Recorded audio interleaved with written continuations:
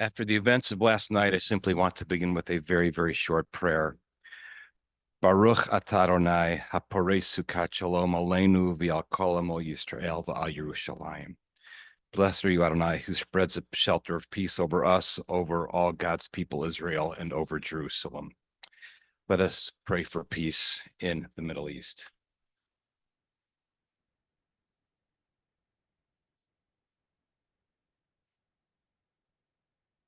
So it's an honor to welcome everyone here this morning, especially our guests, Lawrence McDonald and Dahlia Rockowitz. So thank you so much.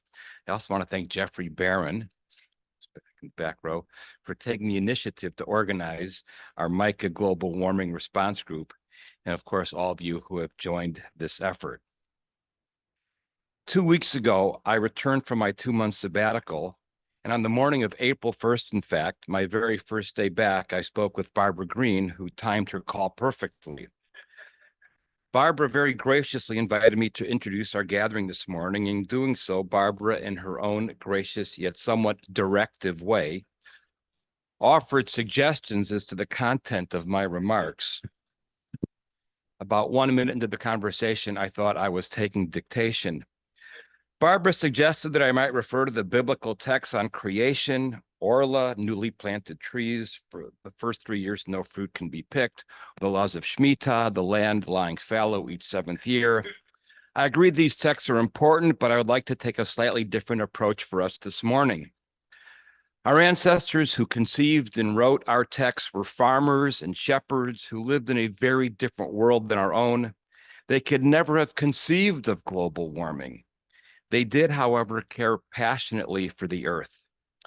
They knew that human beings, B'nai Adam, were children of the earth, children of the soil itself, intimately connected with the land that we live on.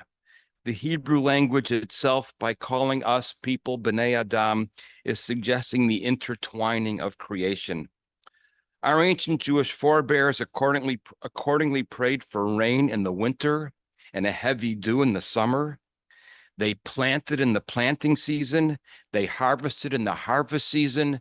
They adjusted the entire calendar, our lunar solar calendar, so that the seasons would remain intact with the biblical mandate of when to plant and when to grow and when to harvest. That's why we have our leap year system.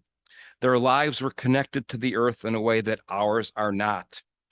We are dependent on the earth, but are removed from the intimate connection that enables us to make our dependence manifest and urgent in our lives.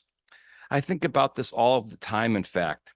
Our lives are in some ways protected from the world around us. In winter, we go from heated homes to heated cars, buses and trains, heated workplaces, museums and theaters. In summer, we likewise go from controlled climate to controlled climate. I sometimes worry that this physical protection from the natural world has somehow dulled or impeded our spiritual lives. I wonder if we have become spiritually guarded as well. Such spiritual protection is not a good thing because our spirits need to feel. They really need to feel, literally, in order to be spiritually alive. We call all of this, or I call all of this, the impact of modernity. As many of you know, I'm very taken with the impact of this thing we call modernity and how it impacts both how we see the world and how we see our very selves. At Micah, we have discussed many times over the years the idea of modernity and its two ideas of being enchanted or disenchanted. For the ancients, the world was enchanted. Modernity and the secularism modernity has brought with us has us living in a disenchanted world. The demystification of the world strips it of its mystery and diminishes perhaps its magnificence. It is not that we don't appreciate mountaintops or sunrises, but they are more remote, not imminent. The eclipse last week made the magnificent imminent in our lives.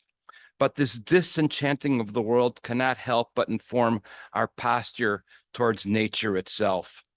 Jeremy Benstein of the University of Tel Aviv writes the following, quote, "From antiquity all the way through to modernity, a central metaphor held sway in the Western imagination. sometimes called the great chain of being, which imagined the spiritual structure of creation as a hierarchical order, with the more spiritual or noble at the top and the more material or base below. God is at the peak, followed by humans, animals, vegetables, and minerals. It was with the Enlightenment in humanism, he writes, that the great chain was decapitated, leaving man at the top, removing the divine, and making the sky for human beings literally the limit. The materialization of nature then occurred. Secularization represents the disenchantment of the world, Bernstein writes, because nature is no longer divine creation, but now just a storehouse of raw materials with no divine guidance. End of quote. Ancient Jewish texts had given humans a structure designed to push us off our inevitable tendency to be anthrocentric. How can we not be anthrocentric? We are anthro. We're human self-centered. But Judaism put God at the center, God at the top of the structure. And this is the fallout of going from enchanted to disenchanted. Living in a disenchanted world, we struggle to see the world as God's holy realm for us to preserve and cherish. We see the world for what we think it is, and putting ourselves at the top of the pyramid. And in doing so, we have stripped ourselves of our ability to be humble, so to speak. When the psalmist sang, "The earth belongs to Adonai and everything in it," the ancient understood that all creation was God's possession. In this regard, we should always remember that classical Hebrew has no direct word for the English word own. Ownership as we know it is foreign to the biblical mind. We can say I own something in Hebrew, but it's a manipulation of words. No single word in Hebrew means own. Our rabbi, our teacher, Larry Hoffman, emphasizes this when he points out the theological underpinnings of our very blessings for food. We bless the fruit of the vine. We bless the fruit of the tree. We bless the fruit of the earth, depending on what it is we're eating. Did it grow on a vine? Did it grow on a tree? Did it come directly from the soil? He teaches on this, that this blessing is directed at the very delivery system of how nature brings the product to us, that the function of the blessing is to release that which naturally belongs to God to human use for our purpose in order to eat and nourish ourselves. The blessing formula itself acknowledges the sacred nature of all that is, and we express gratitude for having access to it to nourish our bodies. The very words of the blessing are specific to the natural order, giving honor to the vine or the tree or the soil.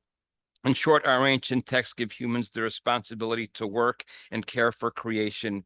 We are creation's guardians. The central rabbinic teaching on this pivotal verse has always been that we are here as God's partner to care for what God has made.